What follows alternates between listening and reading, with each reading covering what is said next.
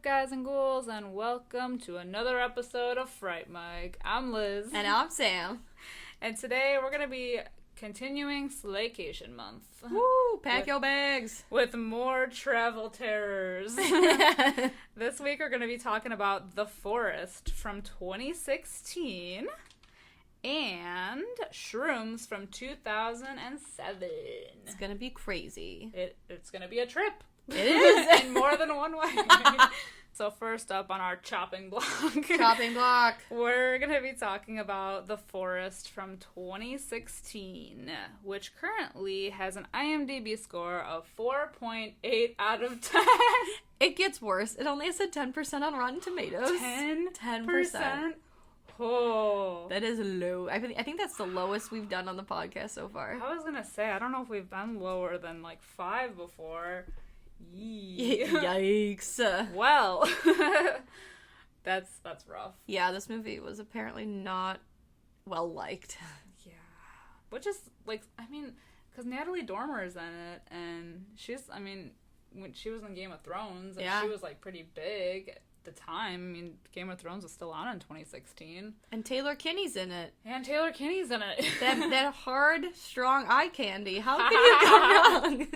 Those piercing blue eyes. Damn straight. That little gap in his teeth, I could just sleep there. Yeah. I mean, this movie... I don't know. This movie wasn't great. Yeah. It was alright, but 10%, that's low. That's really real low. I've seen worse. Yeah, I've definitely seen worse. I'd say, like, the 4.8 out of 10, that's, like, a little less than average, a little less than half. I could see that. Yeah. I could definitely see that. Yeah. And I have some thoughts about this movie, like, the good points and the bad points.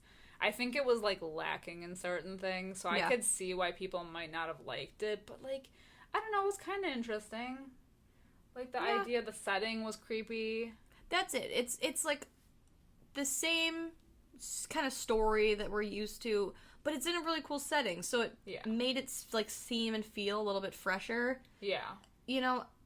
I don't, that's, like, kind of, like, the draw for me, is the setting of this movie. Right. Because you can do so much with it. Exactly. I mean, yeah, it's, like, I guess a touchy point with people who, like, might get triggered by suicide. Yeah. Because it takes place in, like, the suicide forest and everything, but, like, it lends itself to having creepy ideas. Right. You can... for it.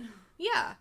Well, because especially, I think, I mean, maybe I'm wrong, but the Japanese culture, it seems to be very, like, geared toward the supernatural. Like, they do have, like, a large supernatural following. So, I mean, some of the biggest horror movies in America have come from Japanese originals, like The Ring, like The Grudge. Yeah. So, the setting really lends itself to going that extra spooky, supernatural mile. Yeah. And it really just doesn't. It kind of plays it safe that way. Yeah. Which they definitely made some choices in this movie that I felt like were a little...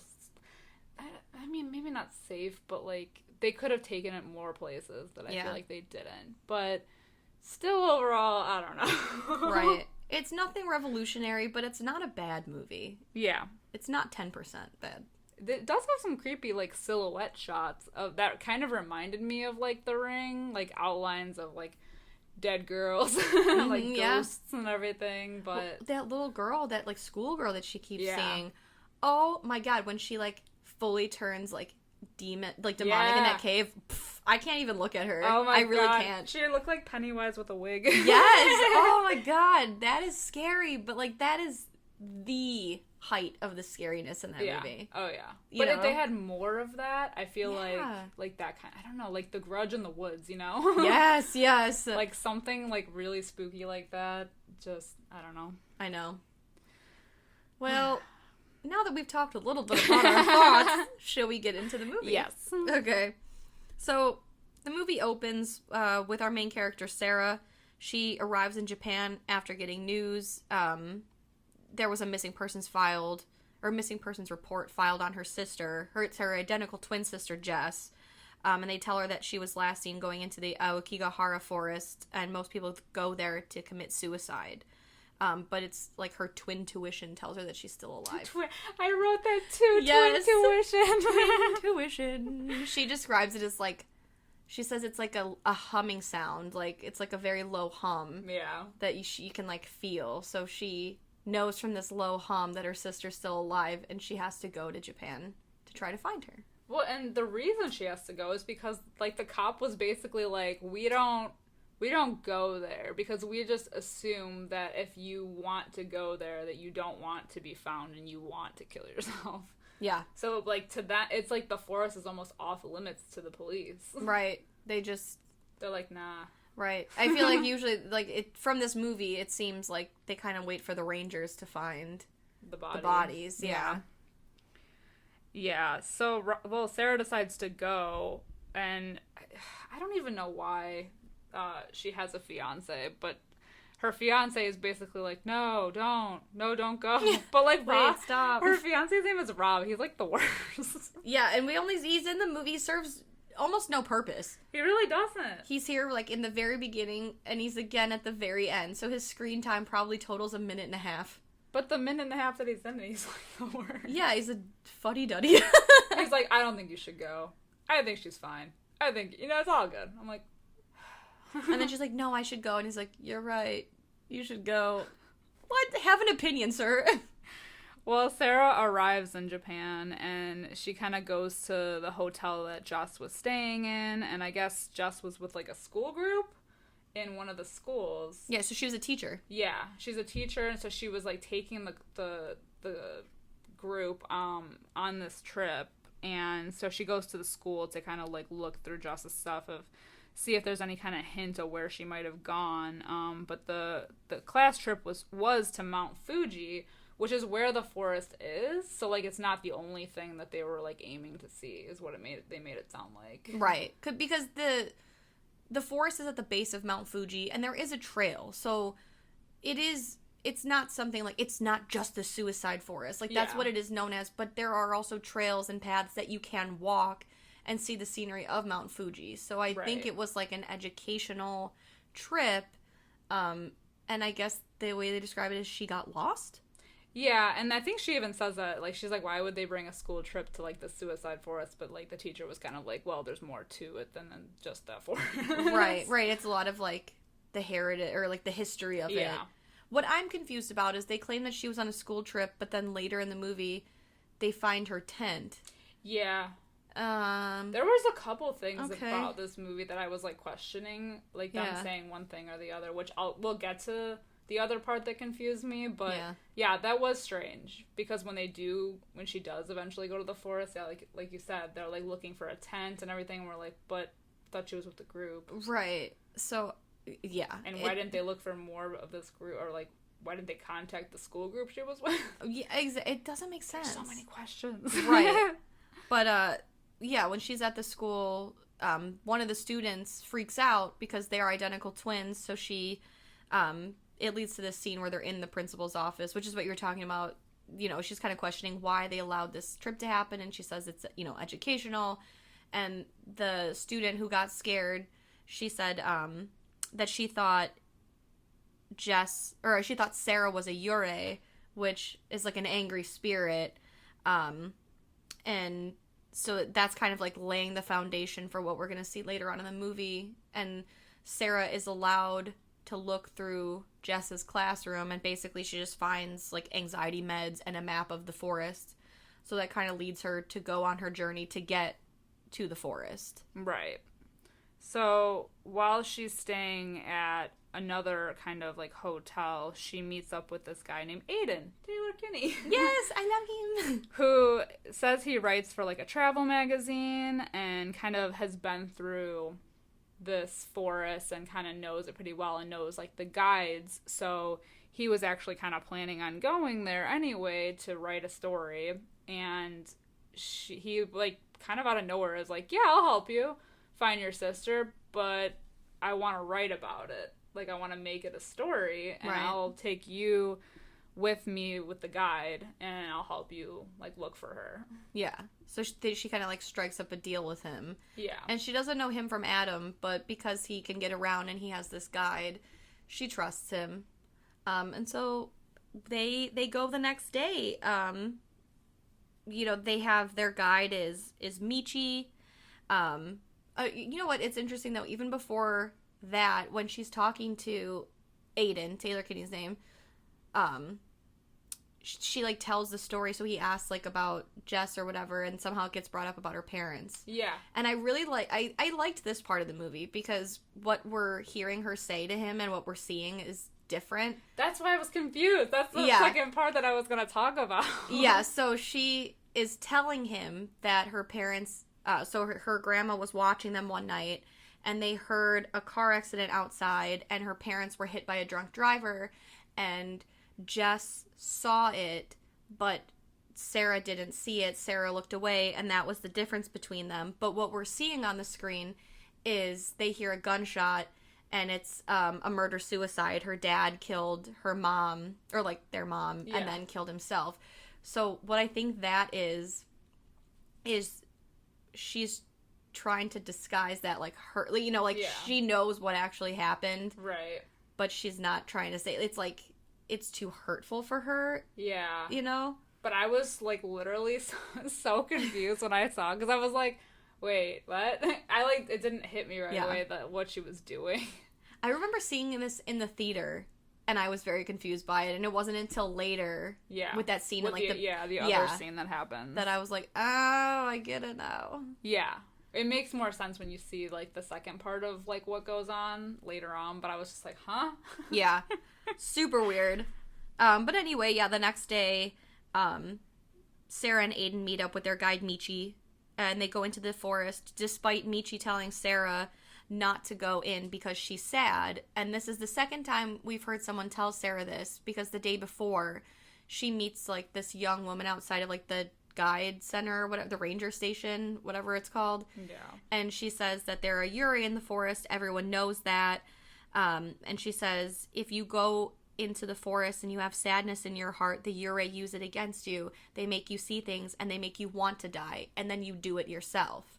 So it's like, you know, these spirits will essentially trick you into killing yourself. So they go in anyway, despite 2 warnings now. Yeah. And then they cross over in this, like, no entry sign. And then immediately they start noticing that compasses don't work because of the deposits in the mountain, like the iron deposits. And Michi tells Sarah if she sees anything bad, it's not real, it's in her head. Yeah. Which she does say later on in the movie. Like, this whole movie is, like, one big mindfuck. Yeah. Which coincides with the other movie we're going to be talking about. Exactly. But, like, yeah, like, right away, she, like, hears whispers and, like, the wind is talking to her. Like, so right off the bat, she's already, like, under its spell almost. Right. So, like, when they are walking, they are seeing these, like, lines and whatever. And, you know, Michi explains that some people leave, like, paths in case they want to come back. They come across this hanged man who has been there a while. Yeah. Okay, he is not fresh. Like, he is so crispy. Yeah. But he's, like, the thing that she sees a lot. Like, yeah. She's, like, the vision that she gets when she's walking and she's hallucinating. So he's really only there for the spooks. Yeah. You know, it's the spooky visual that we see. Yeah, and like you said, she's, like, hearing things. So, like, they're just walking in a random direction, and she gets this, like, gust of wind, and something's, like, calling to her, and she goes, well, if we're just picking a direction, how about we go this way? And, it's down that path that they come to find Sarah's tent.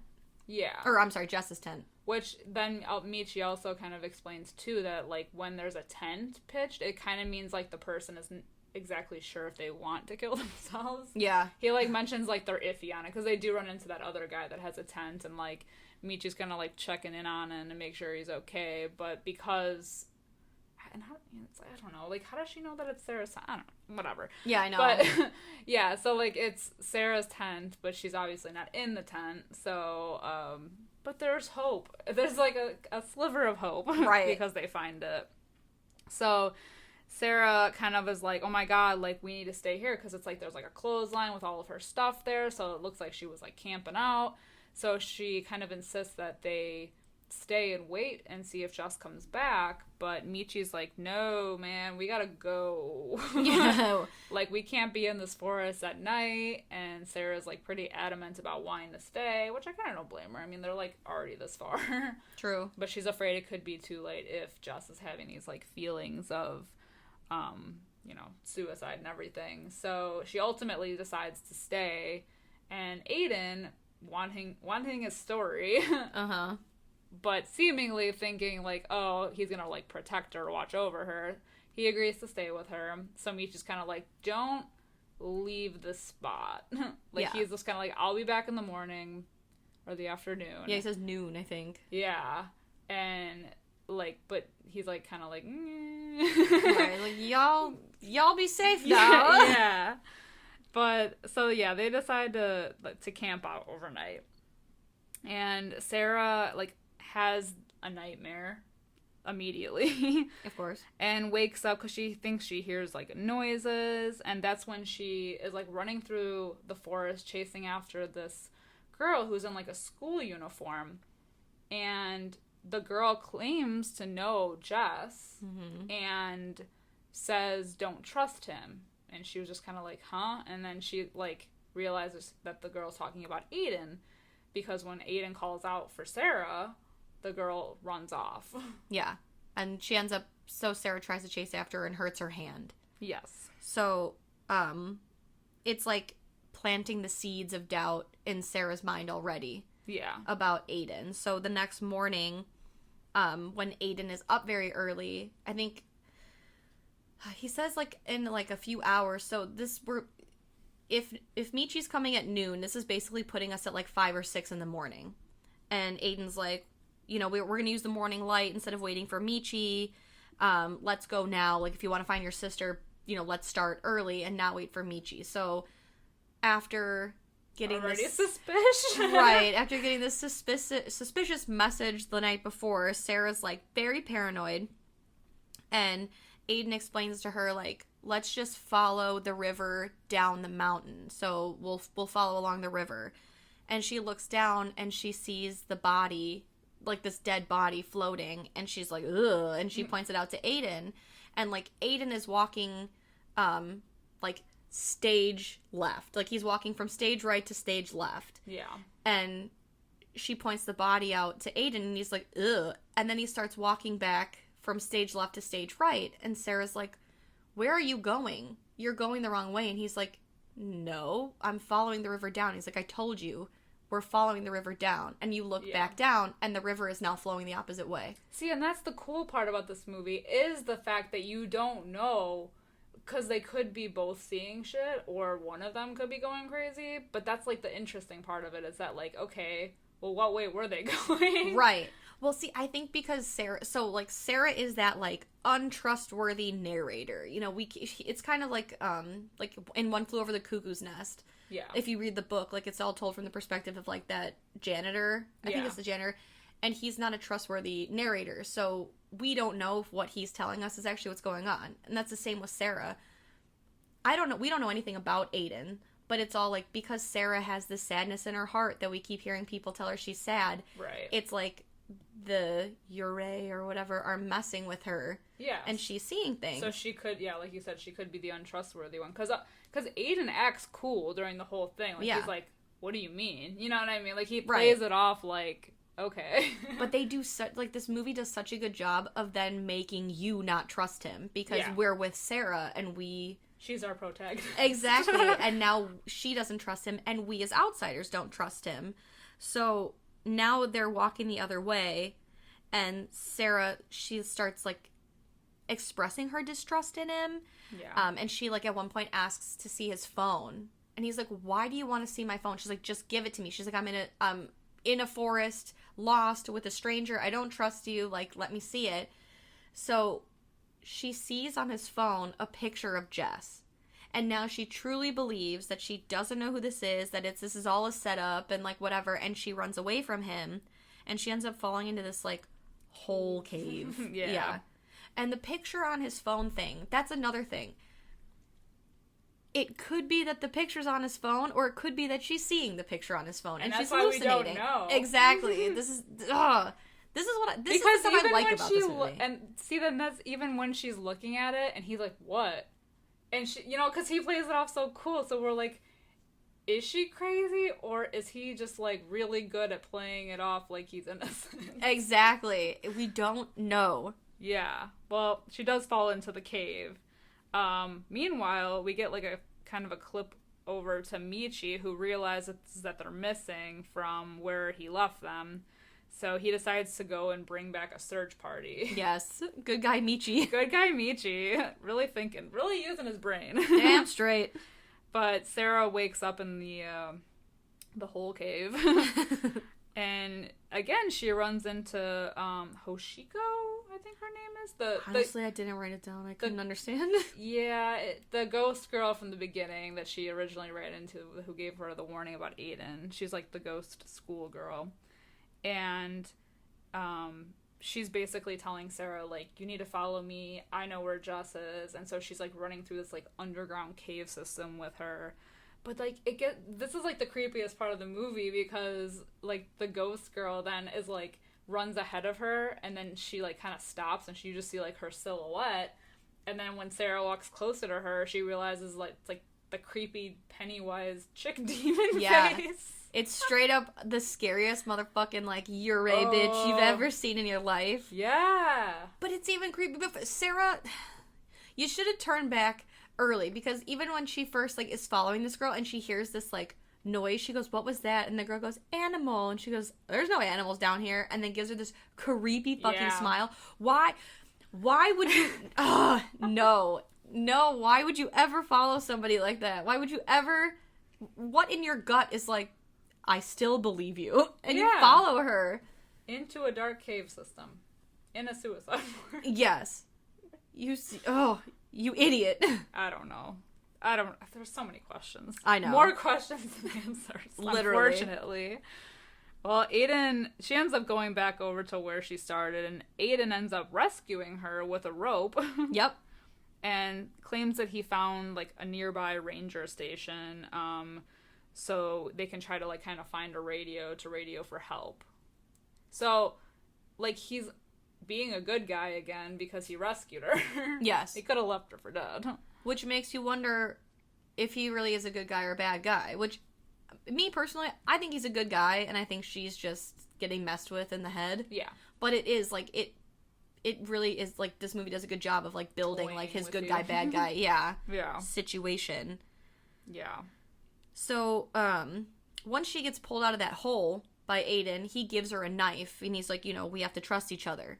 So now that she has a weapon, she's supposed to feel a little bit better. And she goes down by this river to clean out her hand, which she had, scraped the night before. And so she takes off the bandage, and when she does that, she sees, like, that there are, like, little worms. Like maggots? Yes, maggots in there. And she begins to take the knife, because she sees that now that they're crawling into her wound and, like, into her wrist. Yeah. And she goes to take the knife to cut them out. And Aiden calls for her, and she doesn't. So we're seeing from before that girl's, like, kind of warning, whereas, like, the Yurei will make you see things and they'll make you want to die and you'll do it yourself. So it's like, it was making her try to cut at her wrist. But luckily Aiden is there to stop that. Yeah. And then they do make their way to the ranger station as night falls. Yeah, and so earlier in the movie, Aiden was, like, giving her... They didn't pack food. Except for Aiden, he was smart. He gave her, like, power bars or whatever, like these, like, Japanese-style power bars. So when they get to the cabin, or the station, they open the door, and it looks kind of, like, abandoned, like, but she notices that all of these power bar, like, wrappers, the same ones that he had, are, like, scattered all over the floor. And so she's just kind of like, suspicious. Mm-hmm. Like, he could be luring people here. Bait. It's like the lemonade. You help come on in, help yourself to some lemonade. Right. From Dateline. Yes. To catch a predator. Exactly. But, so she's just kind of like, okay, and then Aiden immediately is going over to this, like, old-timey radio, trying to fix it, and Sarah's kind of, like, looking around the cabin and notices, like, this door, and she kind of, like, hears faintly Jess's voice, and she's kind of, like, communicating with her quietly, because Jess is kind of, like, signaling that, like, using a note under the door that, like, Aiden is, like, this dangerous person, that he's gonna kill them both, and she needs to get, like, the key from Aiden to open the door and, like, kill him and all this stuff. And we're still, like, okay. Like, this point is a little convincing, but Aiden's, like, literally not paying attention to anything she's doing, so you think that, like, if he was being suspicious, that he would, like, pay more attention to where she was going. Right, instead of dicking with the radio trying to get it to work. Right, but he's still doing that. So Sarah fights off Aiden for the key and ends up stabbing him. Yeah. With, like, a different knife. Well, it's interesting, too, because, so, she first makes a comment, like, oh, why do you think they keep the basement door locked? And he goes, what makes you think it's a basement? Right. You know, because she's had visions this whole movie of, like, the basement scene. So, essentially, like, her parents' death. And it always leads to, like, opening this basement door or whatever. And when Jess says you need to find the key, Sarah goes rummaging through and finds this, like, paring knife almost. Yeah. And when she, like, almost demands of Aiden to give him the key, or give her the key, he says, like, okay, it's in my boot. So then you're like, okay, he is guilty. But I still think he's, like, trying to appease her to try to get control of the situation. Because he realizes that she's going nuts. Right. So then it's when they're tussling for whatever Aiden was reaching for that she stabs him. Yeah. So he dies. Right. And he says something when he dies, because she's like, I forget even what he says, but, like, oh, that she was never there. Yes. That Jess wasn't, because she's like, why are you keeping her here? And he's like, she's not here. Right. So you're like, this bitch is fucking Looney Tunes. Off the wall. Right. But you still want to see what's in the basement. So she goes into the basement, and she sees it's the scene of her parents' death, and she's finally, like, facing it, you know, because, like, little Jess is there, and she shields, you know, she says, no, don't look, and she's looking, and she's finally now seeing what Jess has always carried the weight of alone her whole life. Yeah. And this part, like, I don't know, it's, like, weird, because then we see, like, her dad turns into this weird zombie thing and crawls at her, and she's like, no, and she's prying his, like, he grabs her wrist. Yeah. And she's prying at his fingers with this knife. And meanwhile, we cut to our first scene of the movie with Jess. Yeah. She's alive. She's well. Alive and well. Yes. I guess maybe not well. Maybe a little shook. Yeah. But she's alive, and she grabs at her wrist. So it's like that twin tuition thing again. Yeah. And I don't know why, for whatever reason, this, like, lights a fire under her ass, and she just starts running. Yeah. And, yeah, I guess there's no explanation for it. But, then we see Sarah, at the same time, bolts out of the ranger station, and she's running, and she's surrounded by all these Yurei. And they all look like that hanging man. Yeah. That we had seen previous in the movie. Yeah, but she sees Jess and starts running after Jess. But then Jess keeps running. Yep. Because she's not really sure what she's like, if she's all there. But Jess ends up running into Rob and the search party. And meanwhile, like, Sarah is then stopped again by the ghost girl. The Pennywise ghost. Yes. And she basically, like, shows Sarah her wrists. So we now see that while Sarah was, like, trying to cut her zombie dad away from her, she ended up, like, inadvertently cutting her own wrists. Yeah. And bleeding out. Exactly. She basically did what the girl from the ranger station in the beginning told her she was going to do. The Yurei were going to make her see things, and they made her kill herself. Yeah. And then she gets, like, dragged down into, like, the forest floor. Which is very Drag Me to Hell style. Very Drag Me to Hell style. The whole, like pulling her into the ground kind of thing. Yes. So, now Jess is like, oh, you know, they ask Jess, like, oh, well, where's Sarah? And so she's like, well, you know, I haven't seen her. So she's like, well, we have to go back in and find her. And everyone tells her, like, no. And then Jess says, like, it's gone. And she says, like, you know, implying that faint humming, that, like, twin thing that they have is gone. So Sarah is dead. And she's kind of like, oh, Sarah, you know, like, what did you do? So then they put her in the back of, like, I don't know if it's, like, a police car or some kind of car. And they haul her away. So Jess is safe. Michi, however, is still standing there. I don't know why. But he's a good guy. I know, good guy Michi to the end. And he sees Sarah in the tree line.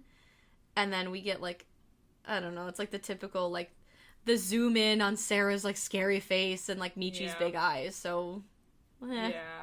It was a little cheesy. Yeah, very, like, 2000s horror-ish, you know? It really was. It was more early 2000s-ish, though. Like, this is 2016. Yeah. And this felt very, like, 2004. Yeah. You know? Yeah. So, like, the thing that I find interesting about this movie is that, like I said, it had, like, the good ideas. It had the, like, good setting. And I feel like they could have done more with the, like, the not knowing what's real, what's not. Yeah. The, like, messing with you. Like, we already passed this tree 5 other times. You know, like, the disoriented feeling. That's a horror in itself. Exactly. And, like, but they ended up landing on, like, these, like, cheap jump scares. And, like, the same thing over and over again. This, like, ghost of this hung man, you know? And I don't know if it's just because, like, and I'm not saying that PG-13 horror movies are bad, because there's really good ones. But, like, maybe they could have done more if it was R-rated. Yeah. And I don't know if they were also afraid to tread the line, because, like you said, it does take place in this suicide forest.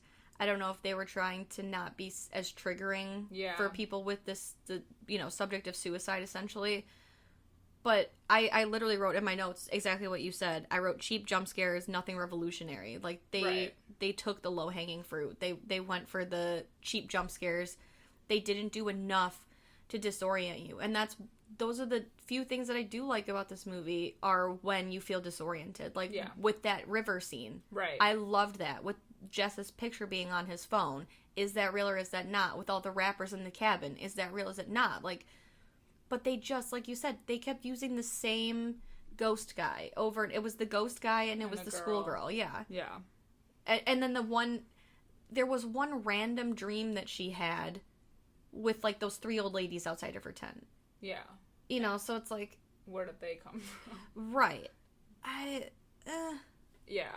I could have done with, like, more delusion, maybe less flashbacks. Yeah.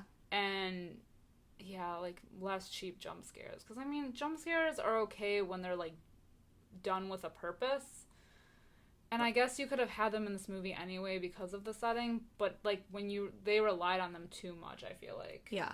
And also, like, they could have done jump scares in the way of, like, Insidious. Yeah. Where there's, like, no music sting or, you know, whatever. Yeah. And, like, it takes your brain a minute to focus on it. Or, like, The Conjuring. It's the suicide forest. There's going to be people hanging. We saw that guy hanging. What about doing, like, The Conjuring where, like, you just see the feet above her you know, like, 1 second Aiden's talking to her and there's nothing. And then you look back and it's the feet, you know, above. Something. Yeah. Something like that. It was just missing. Yeah, it was lacking. It was lacking, for sure. They could have done more. Yeah. For sure. But, alas. I know. So what would you rate it? I toyed back and forth, because like I said, there are really good things about this movie that I like. However, I just think that the things that were lacking weighed heavier than the good. So for that reason, I'm going to go 2.5 out of 5. I also gave it a 2.5 out of 5. It's very middle of the road. I know, and I wanted, because the way it was heading, I was like, oh, this is going to be at least a 3.5 out of 5. Like, I knew it wasn't going to be, like, super stellar, but I wanted more.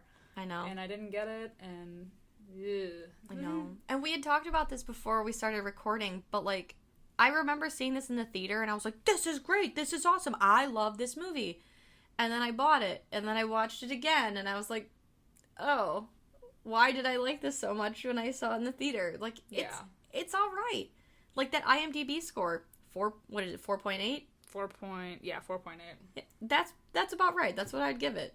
Yeah. 10%'s too low, but 50%'s too high. Yeah. You know, like, it's very middle of the road.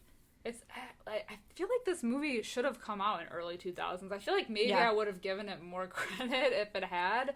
But this is 2016, and, like, there was some innovative shit coming out around that time. Definitely. They could have done, like, what these other movies have done with, like, the psychological aspect, because psychological horror is, like, such a big thing now. Right. I don't know. Didn't Hereditary come out in 2016? I know it came out, like, around then. Around there, yeah. Yeah. Oh, no, that came out in 2018.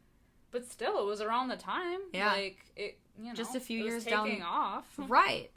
So, yeah, there's no excuse for why this movie feels like it should have come out in, like, 2003, 2002. Yeah. Next up, we're going to be talking about Shrooms. Are you ready to go on a bad trip? Oh, my God, this movie. Which came out earlier in 2000s. It came out in 2007. I was going to say 2070. I don't know why. It's been a day. IMDb score is 4.7 out of 10, so one less than The Forest. But it got a 24% of Rotten Tomatoes. Wow. So a 14% up. Oh my god. These movies are all over the place. This is the 2000s, man. Crazy, I know. Crazy. Early 2000s. Crazy times. What a time to be alive. Well, these scores are confusing to me because I feel like, and don't get me wrong, this movie, it holds a special place in my heart. Because the first time I saw it, I really liked this. I watched it one time. I rented it from a video store. Like, so long. It's ancient, practically. Nobody knows what a video store is anymore. But I do, and I miss them. Right? I was obsessed with this movie. I saw it one time, and I talked about it like I had watched it a million times. I loved this movie. But I had never watched it again because I never bought it. And, you know, video stores are no longer a thing. And rewatching it again for this podcast, I was like, wow. It took me places. And I don't know if I necessarily liked it, but it took me places. It was not a fine wine. It did not age well. No. Well, I only watched it for the first time for this. And, well. It was a trip. Here we are. Yeah. Like, I feel like these scores should have been swapped with the Forest scores. Yeah. You know, IMDb's still around the same, but the Forest was just a little bit better than this. Yeah. You know? I had more to it, at least. Yeah. Than just, like, a group of kids going out into the forest to get shrooms. Right. And, like, you know, this did come out, like, in the, I'll say, like, early 2000s, even though it was 2007, but, like, it is very dated. Like, it's very, like, edgy, you know, like, black and white cuts, and, like, the scenes where she's seizuring, they're, like, sped up and, like, real choppy, and it's just, like, it just looks like a Static X video, or, like... It reminds me of, like, I don't want to say Are You Afraid of the Dark, but, like, I guess, like, a made-for-TV movie. Definitely. Like, if Lifetime did horror. Yeah, that's what I was thinking, too. Like, it's just so, like, I don't know, like, the way that it's shot is so, like, dramatic. Very. But also, like, hyper, like you said, like, with the camera shots. So, yeah. I don't know. It's like that show on Discovery Channel, A Haunting, where they tell, like, dramatic, you know, retelling. Dramatization. Yes. It does remind me of those. It's very that. It is very that. But, you know, it still holds a special place in my heart, so yeah. We're talking about it because we got two movies where they're out of their mind in a forest and they don't know which end is up. Yeah. Yeah, like they do coincide with each other. Definitely. Just this one has more drugs.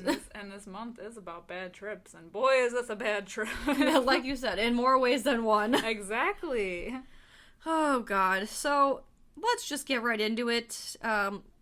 Like I said, there's a lot of quick cuts in this movie, so it opens up with some quick cuts between woman running the quick cuts. There's a woman running through a forest, and then we get very, like, Ring-esque shots. No, shit, I wrote the same thing. Yes! I said, I'm getting Ring vibes. Definite Ring vibes. Images. Yes. It's, like, black and white, it's kind of fuzzy, and it's all, like, this weird, like, I don't know. I guess you'd call them disturbing shots. There's, like, a guy getting hanged, I think, or... Some feet. Yeah, some feet. There's I don't know. There's a bunch of wacky, scary shit. And then we smash cut to meeting our main characters. It's a group of friends. Tara is, like, the main character, I guess you'd say. And then we've got Lisa and Bluto, Holly, and we got Stoner Troy. Stoner Troy. And they're traveling to Ireland so they can do shrooms, and they're gonna meet Tara's kind of boyfriend, Jake. Yeah, he's cute. He's very cute. He's cute. You've seen him before. The actor's name is Jack Houston. He is actually related to Angelica Houston, Ooh, Queen Morticia Addams. I did not know that. Yup, I didn't put that together. She's his nephew, I think. No, he's her nephew. Yes, I think. But he was actually in American Hustle. He was also, if you've ever watched Boardwalk Empire, he is the guy with, like, the half face. He wears, like, a mask. But he's been in a few things. But this was the first thing I had ever seen him in. He is definitely, he's fine. He makes this movie worth watching. He does. He's the eye candy of the movie. Definitely. And it's very, the other thing I was going to say about this movie is that it's very, like, gray-toned. Very. Like, very, who is it that does that? Is it Zack Snyder? Where, like, all of his movies have, like, a blue tint to them. Yes, yeah. Definitely. I know he didn't direct this, but, like, yeah, very gray-toned. Like, not a sun in the sky. No, it looks like a 90s music video. Yeah. You know? And having just been to Ireland, I can tell you that it's very sunny and very colorful. It is. It's very green. Yes. Very green. A lot of cows. Lots of sheep, too. Yeah, a lot of sheep. Yeah.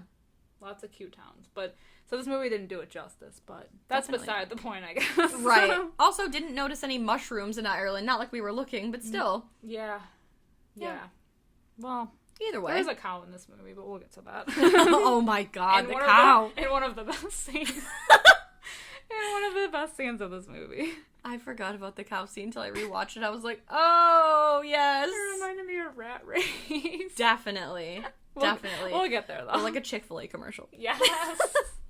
Yes, but anywho, Jake picks them all up from the airport, and then he, like, explains in this, like, weird, like, hippie stoner van that shrooms are to be taken outdoors with the right people in the right environment. And then they pull into this, like, historic, like, I think it was Glengarriff Historic Park. Yeah. And then, okay, there's a lot of things that I don't understand about this movie, and I don't really care to have them explained to me. They just, I don't know, they just don't make sense. But, like, they roll in, and they hit something with the van. I don't know if it's a goat. I don't know what it is. Why do they have to hit something? I don't know. But, they always gotta hit something. So, I noticed this, too, like, in the Descent and the Ritual. So, in the Descent, they, like, notice a dead something. In the Ritual, they notice a dead something. Yeah. This one, they hit a dead something. It's, like, all, like, a bad omen, I think. I think so. But it, like, yeah, it, like, serves... sad. Yeah. And it serves no purpose other than to show... So, like, they get out to inspect it, and we see, like, these two hunters. I call them the Woodland Hillbillies. Yes! They're, like, the Bert and Ernie of the backwoods. And they're, like, watching them. So, like, basically Jake drags over the carcass to give him the body, and they, like, run off, like, into the forest with the corpse. They take the roadkill for dinner. Exactly. Why? Why did we have that scene? I guess it's just to present them since they show up later, but I don't know. It's weird. It was a choice. It was a choice. Yeah, so then, like, Jake, like, takes all their cell phones, which I guess comes up later, and he's like, yeah, we just want to be present, man, like, leave the cell phones behind, let's get to nature. And Bluto, who's, like, the movie's asshole, who also plays Amanda Bynes' asshole, like, boyfriend, ex-boyfriend, and she's the man, he, like, finally gives up his phone, and they all set up camp, and they go mushrooming. Mushroom hunting. I like how Jake is, like, this, like, shroom expert. Like, he had, like, the book, like, the encyclopedia of mushrooms. Right.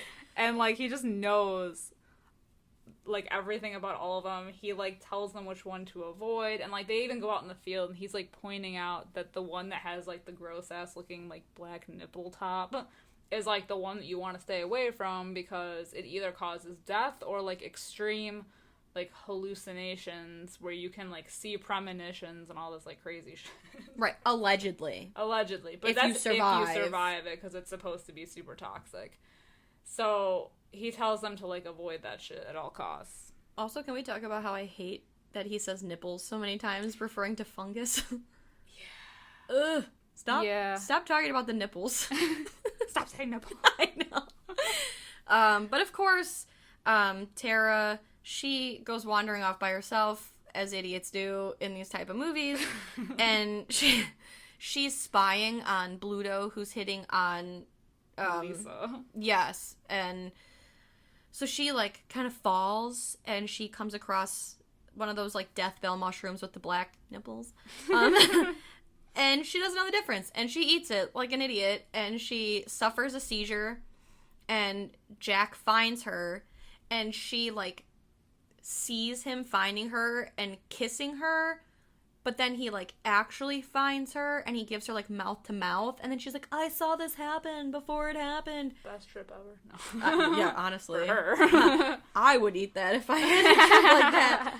But, so she's, like, she tells him that she, like, saw that he would come help her in a premonition, which, like you said, is a side effect of taking these mushrooms. So, like, she's kind of, like, whacked out of her mind. She looks sweaty. She looks like she's on, like, a 2-day hangover. You know, that kind of... walking up the stairs. Exactly. That situation.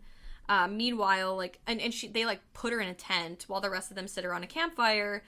And they're cooking all the shrooms that they found that day into this tea that they're going to trip on tomorrow. And while they're sitting around this campfire, Jake tells a story about this empty, like, children's home. Yeah. That was nearby, and it used to be owned by... There was a lot of detail in this story. Yeah, there was. I was, like, half asleep. I know. It was... I had to... Honestly, I'm not gonna lie. I had to rewind it, like, 3 times. But, so I guess it was owned by these Black Knights, who were nasty people and, like, child abusers. And one of the brothers was, like, batshit crazy, and he used to put, like, a 3-inch steel blade in a stick and beat kids with it. He'd hang children and say that they committed suicide. And one day, this pair of twins were caught throwing stones. The crazy, like, Black Knight guy, he hanged a brother, or, like, one of the twins, and made the other one watch. And they called him, like, the lonesome twin, or the lonely twin.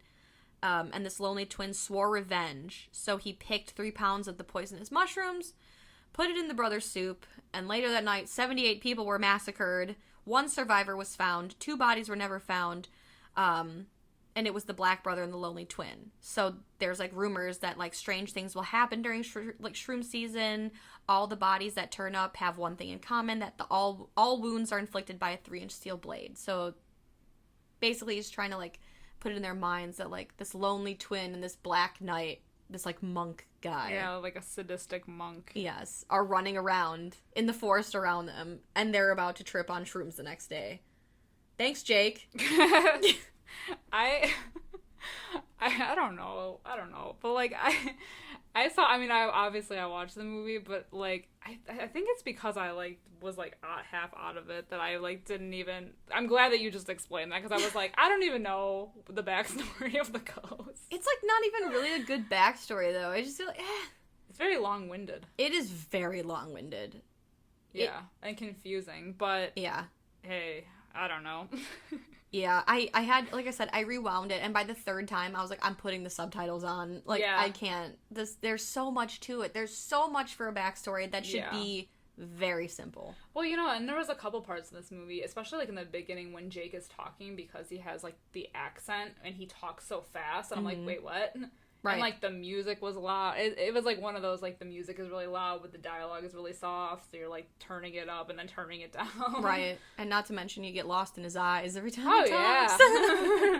And he was talking for a while. He was talking for a while. I did not mind it. Well, meanwhile, while he's telling the story, Tara is still, like, in the tent tweaking, But, I like how she, like, immediately knows, like, after eating that mushroom that she's having premonitions. Like, instead of just chalking it up to a bad trip. Like, she wasn't there when Jake was explaining that people have premonitions. But she's like, I had a premonition of everything that's happening. Right. It's like she bitch, are you... right away. Right.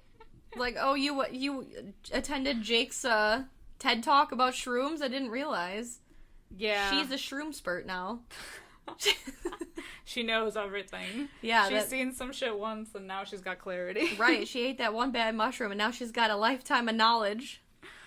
So she's in the tent tweaking out. And then we kind of pan over to the rest of the couples.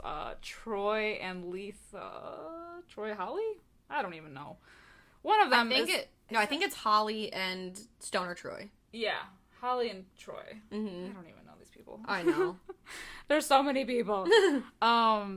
They're, like, canoodling in their tent, and there's, like, while they're doing so, we see, like, a dark shadow kind of, like, looming over them, which, like, freaks Holly out. So she's, like, thinking that somebody's, like, a peeping Tom on them, which gets Troy to, like, fight with Bluto because he thinks it's him, and they end up, like, in this squabble, and someone gets punched. Yep. Bluto gets punched in the face, but it's kind of funny because then the girls fight, like, Letha and Holly with, like, the, like, when she was calling, who did she call a pimple ass? A pimple ass! Yeah. And, the fight between Letha and, Troy, I think, or Bluto. One of them was calling each other a pimple ass. Yes, because he's like... I'm sick of looking at your pimple ass because of all the steroids you take. And he's like, well, you fart in your sleep. And she's like, no, I don't. Like, what? That whole steroid thing was so weird because they picked this, like, scrawny white dude. And then they're like, you know how crazy you get when you're on steroids. You don't look like Thor, motherfucker. Like, you're a normal build. I don't understand this steroids thing. But it was, like, a weird moment in the movie. But it was funny. I do like pimple ass. Yeah. I'll start using that. Because of the roids. Mm-hmm. So Bluto's all, like, in a huff because of the fight. So he decides to just, like, down the entire pot of shroom tea that was, like, sitting for all of them to have. And then, meanwhile, Tara has, like, this, like, premonition in her tent of, like, Bluto dying. Yeah. And this is where the movie... I don't know what the hell I was thinking when I watched it in 2007. I mean, I guess they were simpler times, but, like, they play real fast and loose with this, like, premonition thing, because you can't tell half the time that it is a premonition. Yeah. And, like, they don't do a good job of, like, I don't know, specifying. Like, right. Like, there's no That's So Raven moment where we're, like, zooming in on her face, like, while she's, like, it's, like, it kind of is maybe a little cloudy, but, like, you can't, the transition is not there. Exactly. That's a perfect way of saying it. The transition isn't there. So, we're seeing this scene of, like, Bluto walking through the forest, tripping his ass on shroom tea, and he follows this girl, and he ends up running into a cow... The best who part. Talks, yes. And he has, like, the cow is, like, one of the best lines. He's, like, he basically tells Bluto, he's, like, don't follow her, because you'll be fucked. He's like, I wouldn't do that if I were you. Yes. And he's like, yeah, if you follow her, you're fucked. And he's like, yeah. He's like, no, like, you're fucked, like, dead fucked. And, he's like, and he's talking to this fucking cow. It's the best scene in the movie. It's like that sprinkling of, like, weird humor in this movie. Exactly. But he follows the girl anyway, and he finds this girl in a car, which they had, like, explained earlier in the movie. Like, there are these voyeurs, I guess, where they go into their car in the forest, and if they turn the light on 3 times, that means that they want you to come... Get a blowjay. Exactly. So he walks up, and he gets, like, a BJ... and he thinks it's from this girl, but then it's actually not a girl, it's a monk, and then it's very unclear, because then he, like, freaks out with his wee-wee still in the car, and then he pulls it out, and it's all bloody, so, like, does the monk bite his penis off? I think it does. See, the weird thing is that, like, I thought that, like, when he pulled back, it was, like, a head that rolled out. I also thought that, yes. So something rolled out of the car. Yeah, like... It looked like it could have been, like, the chick's head. Yeah. That rolled out, and then he, like, backed away, and obviously, like, his junk was no more. Mm-hmm. So he, like, is stumbling away from the car, and you see something, like, following him in, like, the distance behind him as he's, like, crawling away. But, he gets it. Yeah. They schwack his head right off. Schwack. Anyway.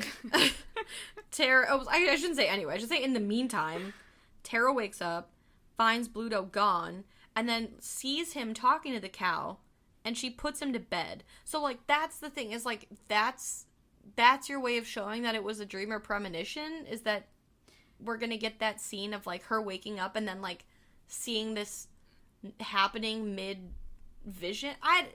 Yeah, because it seemed so, like, real, and it seemed like he was tripping, but it could have happened, but then it didn't really happen because the transition wasn't there. You know, right. Like, and it was, like, not clear. Right. And the premonition itself is, if it really was a premonition, it was so long.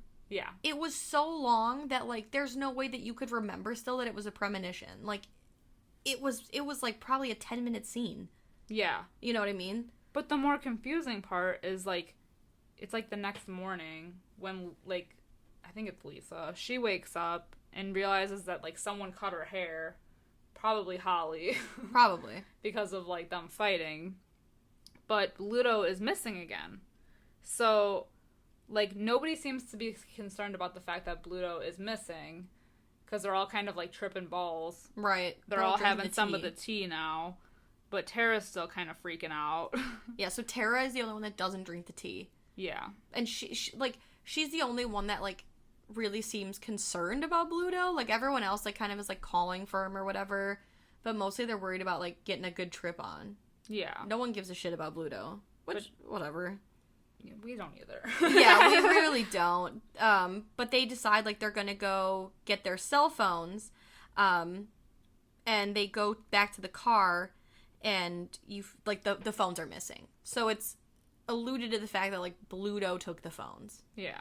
When he was playing on some kind of prank on them. Right. So then I think this is the part where the gang splits up, right? Like, the girls go and look for Bluto. Yeah, like, they decided to split up, which, you know how I feel about that. Yeah. It's never a good idea. No. But, like, Tara has, like, another vision of the creepy... I call him the Reaper, dude, because he's got, like, blood over. Yes. I think he's the monk, but I call him the Reaper. That's a good name for him. The Grim Reaper, dude. Or monk. But she has, like, another vision of them. But then, like, Holly and Lisa are still fighting. They get pretty savage, too. Yeah, oh yeah. But they're like, kind of pushing each other, and one of them ends up falling down, like, a little bit of a hill, and at the bottom of that hill is Bluto's dead body. And he looks rotten. He does. He looks like he's been there for a few days. Definitely. Like, again, for just happening a mere few hours ago, he looks rough. Like, definitely the bloat is going on. The rot is happening. Yeah. So then, like, again, there's so many things about this movie that don't make sense. But, like, Tara wanders off by herself now for some reason and is attacked by this monk. And then she runs to warn the girls, but then they all split up because Tara runs into the tree and, she runs into a tree and, like, falls, and then she has more visions. Half this movie is her having visions, but we're not even sure. Right. Like, what's a vision at this point? Exactly. Like, they did a terrible job, like, editing these, premonitions with what's actually happening. So then, because they're all split up, Holly comes across the two hunters that we saw earlier. She runs into, like, their stabbing cabin and asks them for help. And, like, the whole thing is weird, because she's like, do you have a phone? And they're like, it's right there. And she's like, it doesn't work. You said you asked if we had a phone, not if it worked. And, like, it's hard to understand them, even. Yeah. Because at first, I thought they were speaking gibberish. Well, they're, like, they have an accent, kind of, but they also don't have teeth. True. True. But, yeah. So, like, it's... So they're just creepy in general. Right. Just for being. And then you find out that they used to be boys in that home that's nearby, and they say something I think, about either the black brother or the lonely twin following her. And then she asks to use the bathroom. And then something chases the brothers Gruff out of their the brothers Gruff out of their cabin and attacks her in the bathroom. And then Tara wakes up from a vision and calls to Holly and then finds her purse by the lake. So I'm very confused. The fact that you've seen this movie multiple times and you're just as confused as I am. Yes. After only seeing it once, just speaks volumes. Like, 16-year-old Sam loved this movie. Probably for Jack Houston, mostly. But, like, this was, like, good shit. Yeah. 29-year-old Sam. I got questions. There's, like, shit that I can get by in movies. Like, I enjoy watching not great horror movies. Yeah. And there's, like, you know, sometimes you watch these bad horror movies and they don't make sense, but it's, like, comical. But when it's just, like, they don't make sense and you just like, get frustrated. Because you're like, huh? Like, you know, chopping. like, yeah. Yeah, like, they don't make sense, but it's not for, like, like, they're trying to, but not, you know what I mean? Right. Like, Chopping Mall. Doesn't make sense. Great movie. But we are okay with that. Yes. This movie doesn't make sense. It feels pretentious. Like, it feels like it's trying to have a deeper meaning. Yeah. Or, like, deliver some, like, grand, like, you know, with the premonitions or whatever, and it's, like, very edgy edited. With a made-for-TV budget. Definitely. Doesn't have the same effect. Right. Well, Tara also has the premonition of Holly dying and ends up finding her bag by, like, the side of the river. Yeah. And then we kind of, like, go back to where Jake and Troy are, and they end up finding Bluto's body, too. And then Tara finds Lisa, and they kind of, like, see the guys from, like, somehow they ended up on the other side of the river. So they're all, like Jake screaming from them from the other side of the river and was like, meet us at the house. Right. And I like how he just says, the house. Yeah. Like, anybody... They're in... How big is this forest, first of all? That they all, like, are running away and having these weird things and then finding each other and no one's hearing anyone else, like, scream or have these issues. And then, like, they're across the river and then he just says, meet us at the house. And they're like, oh, okay, the house. Got it. I'll meet you there. What house? Where? When? What the How? fuck? Right. Sure, okay, we'll meet you at the house. So then Tara falls again and has another vision again. I call it Tara Vision. Tara, it really is. But this time, she has a vision of Holly's body being in the lake, dead, not too far from an axe. And it proves to be true when Lisa finds where Tara said, like, finds her body and the axe where Tara said it would be. So she, like, Lisa asks Tara whose death she sees next, and Tara says it's herself. So Lisa is like, I can't be by you then if you're the next, because then I'll be the next, so deuce, bitch. Peace out. Right, like, deuces, and leaves her. But then Tara has a vision of Lisa's death by a monk, like, so the monk kills Lisa, also in the water. Yeah. So, did she lie about the vision? Did she really have a vision? Well, we kind of know later, but at this moment, we're all just confused. Yes. And a little drunk. A little stoned, a little stupid. Because how else do you get through this? Exactly. Yeah. So then Tara picks up that axe. Dead axe. Dead axe stone. And she goes looking for Jake and Troy. And she comes to the house. And we see Jake and Troy are in the house already. And they're hiding. And I think it was, like, Troy who said, oh, should we, I think I hear something. Should we call for her? And Jake's like, no. We'll hide. And we'll wait till we get a visual on them. And we know it's them. And then we'll pop out at the right moment. So they're, like, pussing out. Yeah. I think. That's how I interpreted it. Yeah. It is kind of confusing when they do get to the house. Because you're, like, Tara is, like, kind of creeping around corners. And they're kind of creeping around corners. And there's this, like, entity following them around. And you don't know who's who. And it's weird. And, like, when Jake and Troy hide, they do this very, like, it's a shot of a knife being dropped on the ground.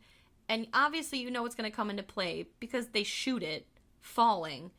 And I don't know where it came from, but there's a knife on the ground. And like you said, Tara's, like, exploring the hospital, coming around corners. She's being chased by the monk, and then it disappears. And it kind of turns into, like, a haunted house. Yeah. In a way. Exactly. Especially when she's, like, running through that corridor with, like, all of the, like, ghosts, I guess they are. The ghost men, like, reaching out. Like, you just see arms in the hallway, and I was like, haunted house vibes. Definitely. I can see that. Yeah, this looks like, something you know, like a Six Flags haunted house or something. Yes. But yeah, Jake hears Tara and watches through this, like, little hole in the door that, like, some attacker had picked up that knife at some point and, like, stabbed through the door, but nothing ever comes of it. No. And apparently Jake's not afraid of it because he is peeping through it with his eyeball. And then while he's doing that, Troy is trying to get another door open, but he's attacked with a knife by who I called this character Baghead because we see it a few times, and it just is like this entity with a bag over its head, and it's got like purpley black, like, rotting lips. I think that's the problem, is that there's no clear, like, thing that's haunting them. Right. Haunting them? I don't even know. Stalking them? It's stalking, definitely. Because it's like, you got the Grim Reaper guy, who I guess is the monk, even though he doesn't look very monkish. Yeah. You got Baghead guy. I don't know. Right. It's like, who is the... What is the enemy here? What is these entities? What are these entities? This movie reminds me of, like... You remember those pictures, like, the art that was really big in, like, the 90s, where, like, it just looked like nothing, and then you had to, like, kind of cross your eyes or whatever to, like, see... That's what this movie reminds me of. Like, there's a picture in there somewhere. You just gotta cross your eyes and, like, really look at it to find it. Really think about it. Yeah. Yeah. So, while Troy's getting stabbed by Baghead, Jake turns and sees Troy is gone, and he bitches out and leaves the closet, and for some reason is calling for Troy, and something grabs his face, and he straight nopes and runs. That was my other favorite part of this movie. He literally just fucking nopes it and runs out of the window, off the balcony, onto the... I mean, just... It was very, like, Tom and Lannister. Just no hesitations. Just... Nope. Nope, right out that window. Honestly. I just thought it was great. But then he gets up. It was like a 2-story house. Yeah. And then you thought he was dead because we're like, oh man, he offed himself. But like, bitch, you thought? No, he reminds me of Scary Movie 3 when he jumps out the window and immediately like pops back up. Yes. Yeah. He essentially did. I'm assuming he did a pencil dive, a la the guy from Midsommar. Swan dive. Yes, because he only breaks his leg. And Tara, she leaves the house also, and then finds him hurt on the ground, and they, like, are hobbling through the forest at this point because he's crippled. And, again, I don't understand, but, I mean, it all makes sense in the end, but, like, so Tara just props him up against a tree, essentially, and is like, wait here, and then fucks off, and I don't know why. She goes hunting for the thing that's hunting them, because she says, like, she can feel it's near. All right, Tara. Okay, ma'am. Calm down. Right. Whatever, ma'am. But then while she's hunting for the thing, the monk kills Jake. Which blows, because he's hot. Yeah. That sucked. Sad. Yeah. And then it's this, like, really bizarre scene where Tara, like, runs to him, and she's like, oh. And then he, like, with his dying breath, says, like, I love you, Tara. And she's like, ah! No. Oh my god. Yeah, but, like, she left him, so quit your crying, bitch. Yeah. And then she kisses his corpse, which I guess I would too. Cute. Because he's hot. Even in death. Exactly. But then she's, like, chased again by the monk, and she collides with something, and then it goes dark. Alright. But that's not the end, folks. That is not the end. Oh, wait, there's more. So this, I'm confused. I'm not confused at, like, that. I'm just confused at, like, how the rescue search party, because she opens her eyes essentially, and we see like a FEMA helicopter or something, some like sort of airlifting her. Yes, but also then she's like in an ambulance. Right. So like the helicopter. Why? And the she search got party, airlifted where? to nowhere. Right. Where did they come from? Because she's like right there still. Right. This whole like, where did they come from? Where did they go? Where did they come from? Fucking search party of Ireland. I don't know. But like, yeah, so she's transported in an ambulance by a medic, and I don't know, his cell phone, her cell phone, some cell phone rings. And we finally get a goddamn That's So Raven. But they also arrest the hillbilly. Oh, true, yeah, and she, like, mutters to herself. She's like, it's not the right one. Yeah, because they assume that the Woodland Hillbillies, that they are the culprits behind these murders. And, like, Tara is like, well, they got the wrong guys. True. Like, low-key, but doesn't say it loud enough. Like, okay, Tara. Yeah. All right, ma'am. But yeah, like you said, her phone rings, so she realizes that she has the phone, which puts her into like full-blown clarity mode. Mm-hmm. Of realizing that, like, in a twist of, or turn of events, a plot twist, if you will. What a twist.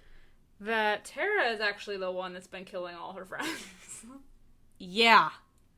Yeah. Yeah. That's what blew my mind in 2007. I was like, I have never seen a movie like this. Who could have ever seen this coming? It fucking blew my mind. Now, it's cool. It's whatever. I like the twist for this movie. Yeah, I do love a twist. Yeah. But it kind of like then goes back to every scene of one of her friends dying, and instead of like an entity, it's Tara. Yeah. So like when they're all tripping balls, it's her killing them. Yeah. And then she kills the paramedic and then like bolts out of the ambulance and just like runs through the forest and scene. And then that's that. That is that for sure. Did you get the feeling when you were watching this that they recycled a lot of shots of the hooded monk guy running through the forest? Yes. Because I feel like I saw the same thing like 4 times. Oh, definitely. I think they had a budget. They were probably like, you can spend $100, $50 yes, on these monk scenes. And they were like, got it. And they filmed 3. They made like a guy run through the woods for like a mile. Yes. And shot him at different points. Yes. Because it's literally the same shot of him running in one direction or another. And then they recycled the shot of Tara running through the woods. They played it at the very opening of the movie. And then it's the last scene we get of the movie. Yeah. And her like, not seizing, but like her tripping with the premonitions. Yeah. Her seizure scenes, they all looked the same. Yeah. I feel like they recycled some stuff, but Yeah. Yeah. Well, now that you've rewatched, well, would you rate it? I gave it a generous 2 out of 5. I did too. Yes. Oh my god. This was without a question. Not great. But you know what? I gave it a bump for the hot guy and a bump for the twist. Those are my bumps. Because Jake was hot. And yeah, I know all the guys listening are rolling their eyes, but he was cute. But he was like, and he was like a decent actor, so like I'll give him that. Yeah, but yeah, and I like twist endings, so that's why I gave it the other bump. Yeah. I guess it, like, having the twist in there made the movie make more sense, but because we didn't know the twist, or, like, at least I didn't, because this was my first time watching it, I was confused. Mostly confused just watching this. Honestly, I've seen the movie before, and I was still confused. I mean, it's a lot. It's a lot of, in the words of the great drag queen Tatiana, we all make choices. But that was a choice. Like, the editing is not there. It just isn't there. I think if they were to remake this movie, I feel like it could be better. You know. Yeah. I'll say that. Yeah. You know what else was weird? Because, like, it takes place in Ireland, but that doesn't have, like, anything to do with the story. No. Like, they don't... I mean, it just doesn't make... I guess there was, like, a reason for them to go somewhere, but, like, it doesn't have anything... It just looks like a woods or a forest. Like, it doesn't have anything to do with it. I don't know if that's important or not. Well, the funny thing is, like, when we did The Descent...